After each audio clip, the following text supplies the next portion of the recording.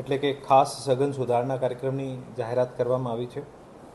તારીખ 4 November 2025થી 14 December 2025 દરમિયાન તમામ જેટલા પણ ઇનોમરેશન ફોર્મ હતા આનું સમયગાળો નક્કી કરવામાં આવ્યું છે.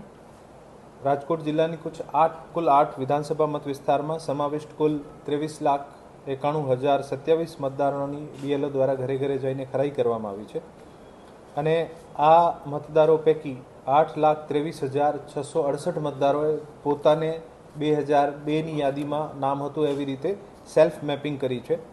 10,06,117 મતદારે પોતાના રિલેટિવ સાથે પ્રોજેની મેપિંગ જેને કહેવાય છે આ કરવામાં આવ્યું છે.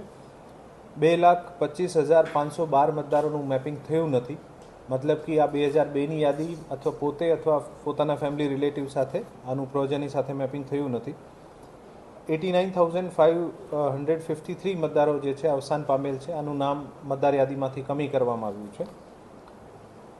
58,942 મતદારો જે છે સ્થળ ઉપર મળી આવ્યા નથી, જેથી તેનું નામ પણ ડ્રાફ્ટ મતદાર યાદીમાંથી કમી કરવામાં આવ્યું છે અને 1,69,135 મતદારો કાયમી સ્થાનાંતરણ થયેલા છે, જેથી આનું નામ પણ ડ્રાફ્ટ યાદીમાંથી કમી કરેલું છે.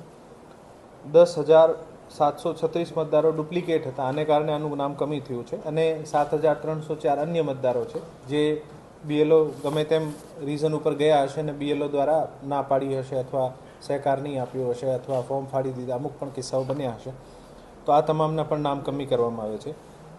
જેથી આ તમામ જેટલા પણ મેપિંગ થયા છે અને જે નામ કમી કરવામાં આવ્યા છે આના પછી જે છે છેલ્લે આજે આ મતદાર યાદી જે છે આ ડ્રાફ્ટ યાદી, કાચી યાદી જેને કહેવાય, આ પ્રસિદ્ધ કરવામાં આવી રહી છે.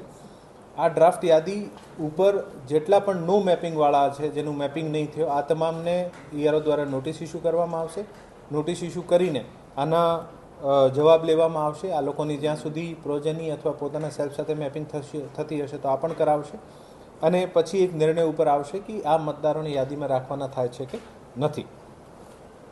આ સંપૂર્ણ પ્રક્રિયા પારદર્શક રહે, સંપૂર્ણ પ્રક્રિયામાં દરેક સ્ટેક હોલ્ડર્સ શામેલ રહે અને દરેકનો સુઝાવ પણ લેવામાં આવે. આ ઉદ્દેશ્યથી અત્યાર સુધીમાં રાજકીય પક્ષો સાથે કુલ 5 મિટિંગો કરવામાં આવી છે અને દરેક વખતે રાજકીય પક્ષો દ્વારા જે પણ સૂચન કરવામાં આવ્યા છે આ સૂચનોને અનુસરીને આપણી કામગીરીને વધુ ઇઝી અથવા વધુ ફ્રેન્ડલી બનાવવાની કોશિશ કરી છે.